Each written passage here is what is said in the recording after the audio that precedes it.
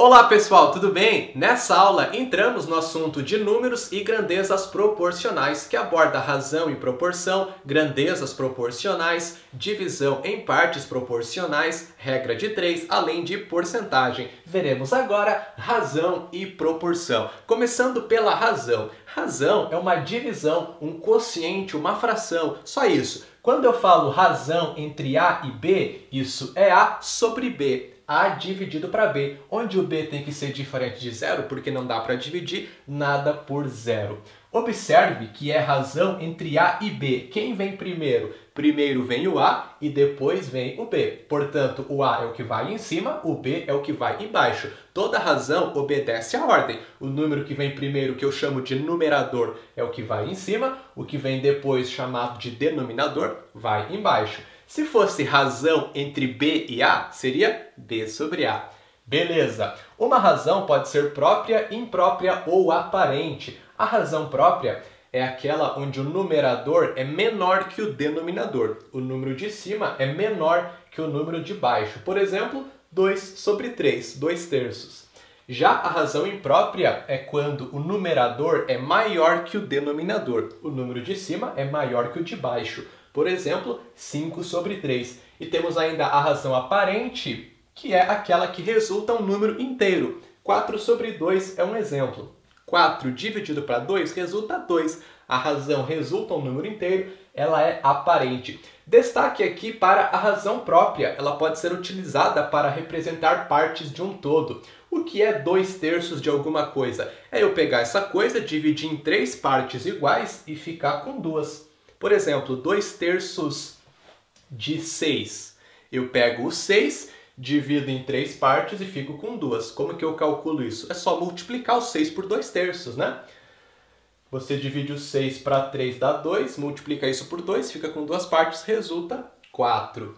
Muito bem. Na sequência temos a definição de proporção. Proporção é simplesmente uma igualdade de razões. Quando você pega duas razões que são iguais, equivalentes, elas formam uma proporção. Ó, A sobre B igual a C sobre D. Essas duas razões são iguais, temos uma proporção. Isso é igual a K. Esse K é a chamada constante de proporcionalidade. É o resultado da divisão. Como essas duas razões são iguais, quando eu divido o A para B e divido o C pelo D, resulta o mesmo valor, é esse K. Por exemplo, 1 sobre 2 e 2 sobre 4. Se eu divido 1 para 2 dá 0,5, se eu divido 2 para 4 dá 0,5 também. Essas duas razões são iguais, elas formam uma proporção. O numerador da primeira razão com o denominador da segunda, a gente chama de extremos. A e D são os extremos. E o denominador da primeira razão com o numerador da segunda, o B e o C, chamamos de meios. Aí existe uma propriedade muito importante que diz que o produto dos extremos é igual ao produto dos meios, que é a famosa multiplicação cruzada, certo? Em toda proporção, você vai multiplicar cruzado, faz o numerador da primeira vezes o denominador da segunda, A vezes D, isso é igual a B vezes C, o denominador da primeira razão vezes o numerador da segunda. Tá aqui. E a outra propriedade diz que numa proporção, quando você soma os numeradores e os denominadores nas duas razões, ou seja, se você tem A sobre B igual a C sobre D, e você faz A mais C dividido para B mais D, você mantém essa proporção. Essa razão A mais C sobre B mais D vai ser igual a A sobre B, que é igual a C sobre D, você mantém essa proporção. Ok? Já vamos resolver o primeiro exercício para a gente observar essa parte inicial aqui sobre razão e proporção. Olha só, numa festa, a razão entre o número de homens e mulheres é 1 sobre 2. Determine, letra A, o número de mulheres na festa se o número de homens fosse 13. E letra B, o número de homens e mulheres na festa, sabendo que o total de pessoas era 48. Vamos lá. Qual foi a razão que a questão nos forneceu? A razão entre o número de homens e mulheres. O que vem primeiro? Primeiro vem o número de homens, tá vendo? E depois vem o número de mulheres. Significa que nessa festa, quando eu dividi o número de homens pelo número de mulheres, tem que resultar 0,5, que é a razão fornecida. 1 sobre 2, 1 dividido para 2 dá 0,5. Ah, professor, quer dizer que tem um homem e duas mulheres na festa? Não, essa é a razão. Eu sei que para cada homem existem duas mulheres. O número de mulheres é o dobro do número de homens, certo? Quando eu divido o número de homens pelo número de mulheres, tem que dar 0,5. É isso que essa razão nos informa. Se eu tiver, sei lá, 10 homens, vou ter que ter quantas mulheres? 20, porque 10 dividido pelo 20 vai dar o mesmo 0,5, a razão que a gente tem, tá? Bom, na letra A, a questão pede o seguinte: para você determinar o número de mulheres na festa se o número de homens fosse 13. Já temos a resposta de uma maneira bem tranquila, né? Como a gente observou antes, se a razão é 1 para 2, para cada homem tem que ter duas mulheres, o número de mulheres vai ser o dobro do número de homens. Portanto, se eu tenho 13 homens, por quanto eu tenho que dividir o 13 para dar o 0,5? Eu vou ter que dividir o 13 por 26. 26 é o dobro do 13. Teremos 26 mulheres. Porém, você pode montar a proporção. Se você não observar isso logo de cara, não tem problema. É só montar a proporção. Ó, eu vou pegar o número de mulheres, é o que eu quero descobrir, e eu tenho ali 13 homens, certo? Então eu sei que se eu dividir o 13 pelo número de mulheres, isso aqui tem que dar quanto? Tem que dar 1 sobre 2, que é a razão fornecida. O número de homens dividido pelo número de mulheres tem que dar 1 sobre 2. Ó, você tem duas razões que são iguais, isso é uma proporção. É só usar a propriedade aqui do produto dos extremos igual ao produto dos meios, multiplicação cruzada, você encontra o número de mulheres. Ó. 13 vezes 2 dá 26, m vezes 1 é m. Logo, m é igual a 26. Assim chegamos no número de mulheres nessa situação. Bem fácil, bem tranquilo. Letra B, você tem que determinar agora o número de homens e mulheres nessa festa, sabendo que o total de pessoas era 48. Será que são 13 homens e 26 mulheres? Não, porque se eu somar o 13 com o 26 não vai dar o 48. Eu vou ter que achar uma razão equivalente a essa razão 1 sobre 2, né? Uma razão igual, porém que quando eu some o numerador com o denominador, deu 48. Aí vai ser a razão que me dá o número de homens e o número de mulheres. Como que eu posso fazer isso? Pode ser por tentativa. Sempre que você pega uma razão e multiplica ou divide em cima e embaixo pelo mesmo número, você não altera essa razão. Você mantém a proporção, você acha uma razão equivalente. Então é só você pegar 1 sobre 2 e vai testando. Multiplica, sei lá, por 10 em cima e embaixo, multiplica por 11 em cima e embaixo, até você achar aquela razão equivalente que quando some o numerador com o denominador deu 48. Mas para não perder tempo com tentativa, existe um jeito mais fácil. Como é que você vai fazer? Você pega o 48, que é a soma dos homens com as mulheres, o total de pessoas, certo? E divide esse 48 por 3. Por que por 3, professor? Porque é a soma do numerador como denominador na razão original.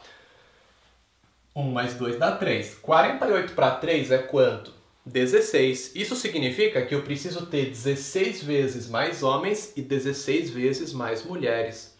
É por 16 que eu tenho que multiplicar em cima e embaixo na minha razão original, tá? Bom, vamos pegar aqui 1 sobre 2 e multiplicamos por 16 em cima e embaixo. Ó, 1 vezes 16 é 16. Ok? E 2 vezes 16, 32. Temos 16 homens e 32 mulheres na festa. Se eu somar 16 mais 32, dá o 48. E se eu dividir o 16 pelo 32, dá o 0,5. A razão entre o número de homens e mulheres é 1 sobre 2. E quando eu somo, dá o 48. Portanto, existem 16 homens na festa e 32 mulheres. Na letra B, a gente resolveu encontrando uma razão aqui equivalente, né? Se você fosse resolver usando essa ideia da proporção, como que você ia fazer? Ó, 16 sobre 32 já resolvemos, tá? A gente resolveu achando razão equivalente, mas se fosse fazer por proporção, você ia fazer o seguinte. Eu sei que dividindo o número de homens pelo número de mulheres, tem que dar 1 sobre 2, foi a razão que a questão forneceu. Aí multiplica cruzado, fica M igual a 2H. Isso nos indica que o número de mulheres é o dobro do número de homens. Já observamos isso antes também.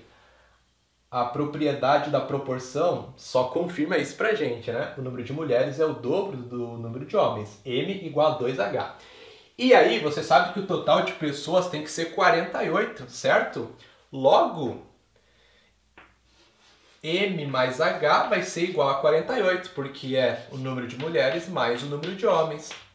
Aí você cai num sisteminha de equações. Você tem duas equações com duas incógnitas, resolve esse sisteminha, você vai achar quem é M e quem é H. Ó, você sabe que M é igual a 2H, é só vir nessa segunda relação aqui e trocar o M por 2H, certo? Fica 2H mais H igual a 48. 3H igual a 48, passa o 3 dividindo, você vai encontrar que H é igual a 16. 48 para 3 fica 16. Logo, sabemos que são 16 homens. Aí você sabe que o número de mulheres é 2 vezes o número de homens. M igual a 2H. Se o H é 16, M vai dar 32. 2 vezes 16.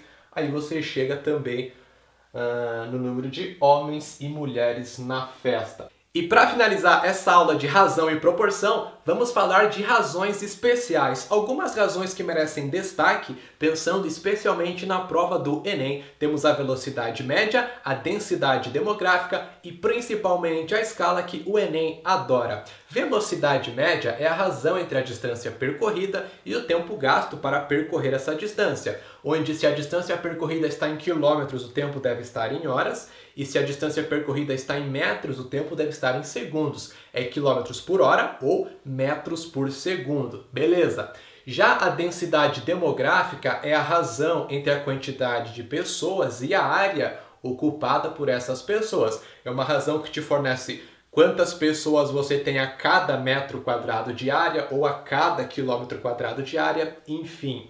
E a escala a gente usa quando vai fazer uma representação de algo do mundo real, seja um mapa, uma maquete, enfim. É a razão entre uma distância na representação e essa mesma distância no mundo real, no tamanho real.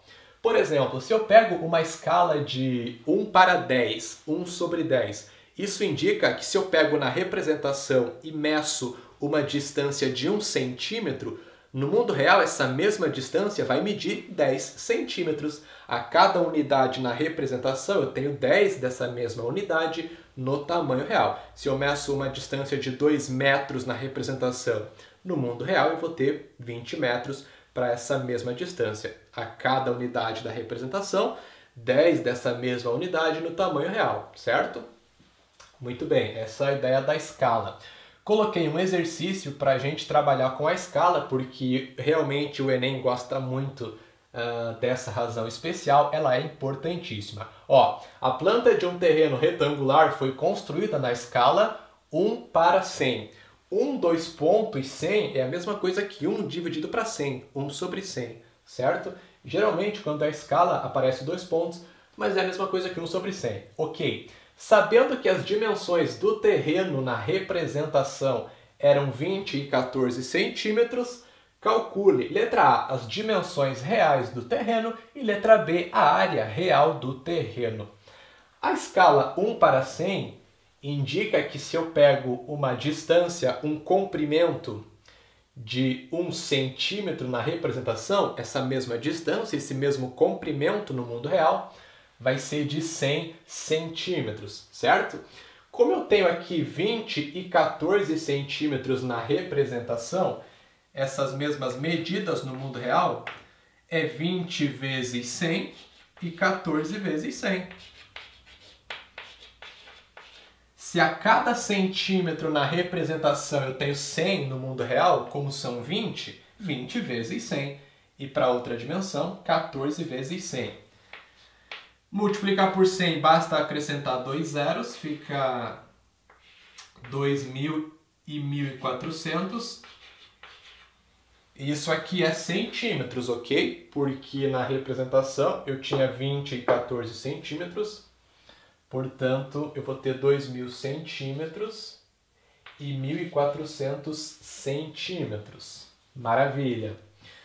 Se você quiser converter para metros, a questão não especificou se ela queria em centímetros ou metros as dimensões reais, mas 2.000 centímetros são 20 metros, ok?